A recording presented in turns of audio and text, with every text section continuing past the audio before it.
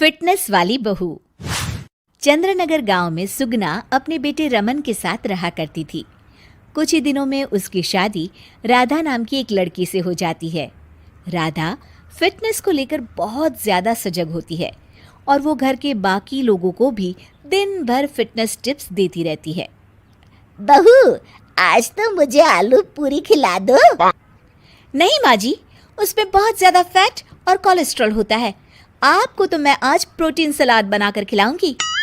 कुछ दिनों तक तो सब ठीक लगता है, मगर धीरे धीरे सुगना और रमन दोनों ही राधा की इस आदत से परेशान होने लगते हैं। राधा, मैं मानता हूँ हमें फिटनेस के प्रति सजग रहना चाहिए, मगर बाकी की चीज़ें भी खानी उतनी ही ज़रूरी है। रोज़ रोज़ प्रोटीन सलाद थोड़ी ना खाया जाता है। आपको तो खुद तला फला खाना है, माँ जी का तो आप बस बहाना बना रहे हो। देखो जी, जो आप खाते हो आप वही बन जाते हो। अरे मुझे ये सब ज्ञान मत दो राधा। मैं बस ये कहने की कोशिश कर रहा हूँ कि हर चीज़ खानी ज़रूरी होती है। तेल और घी भी खाना ज़रूरी होता है एक मात्रा में। खैर, तुम नहीं समझोगी। कुछ दिनों बाद तीज आने वाली होती है और सुगना अपने दोस्तों के लिए तीज पार्टी रखती है। अरे बहू, आज तीज है और मैंने कुछ सहेलियों को खाने पर बुलाया है। कुछ अच्छा सा उन सब के लिए पकाना। ठीक है माँ जी। शाम को सुगना की सब दोस्त आ जाती हैं। सुगना सबको अपनी बहू से मिलवाती है।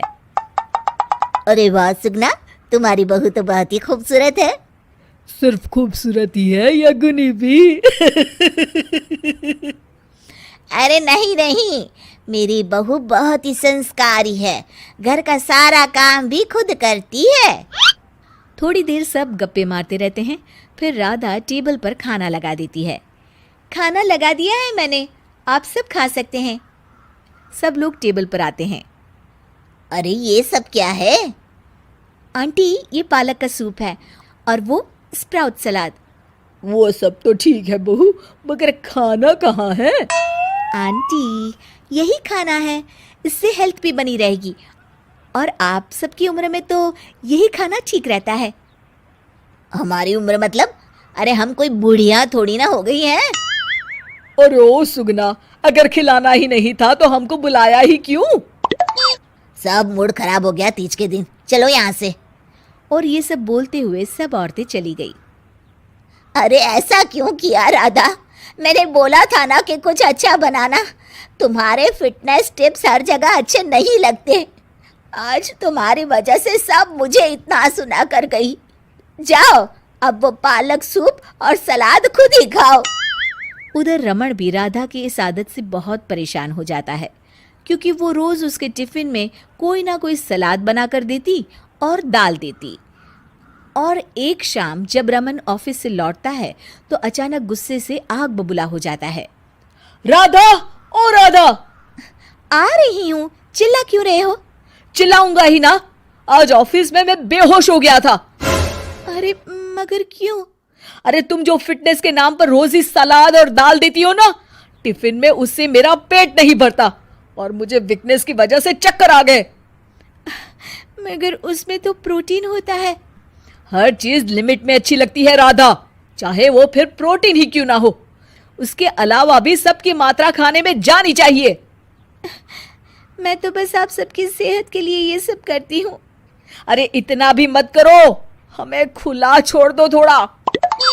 थोड़े दिनों बाद एक दिन जब सुगना मंदिर से लौटकर आ रही होती है तो अचानक से गिर जाती है और उसकी सब उंगलियां और हाथ पैर जोर से अकड़ जाते हैं। कुछ लोग मिलकर उसे घर छोड़ जाते हैं। घबराई हुई राधा तुरंत डॉक्टर को बुलाती है। डॉक्टर साहब, माँ जी को क्या हो गया है? इनका पूरा चेकअप करना होगा। वैसे तो मुझे लग रहा है कि इनको गठिया हुआ है, इतना तो पता चल रहा है। गठिया? बाप रे! हाँ, गठिया। इनके घुटनों और सभी जोड़ों में जो लचक, जो चलने फिरने के लिए ऑयल चाहिए ना, वो अब नहीं है। अरे कैसी बातें कर रहे हैं आप? मैं तो इनकी सेहत का बहुत ख्याल रखती हूँ। रोज प्रोटीन सलाद खिलाती हूँ और सूप भी। मतलब ये बिल्कुल भी ऑयल या घी नहीं खाती? नहीं नहीं। अरे कैसी बातें कर रही हैं आप? खाने में एक मात्रा में घी या ऑयल का होना बहुत ही आवश्यक होता है। अगर वो पेट में नहीं जाएगा तो जोड़ों में जो ग्रीस होता है वो खत्म हो जाता है। ओह, ऐसा क्या डॉक्टर? माँ जी ठीक तो हो जाएंगी ना? हाँ हाँ, हो जाएगी।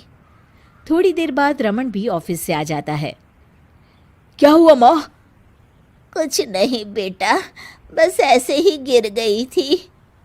ये सब मेरी गलती की वजह से हो रहा है, मुझे माफ कर दीजिए आप दोनों। राधा रमन को सब कुछ बताती है। I am sorry Raman.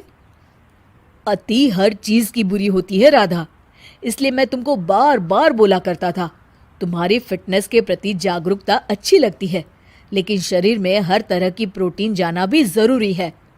जी, आप बिल्कुल सही कह रहे हैं, मुझे माफ़ कर दीजिए। मैं अपने हाई क्लास फ्रेंड के दिखावे और बहकावे में आ गई थी।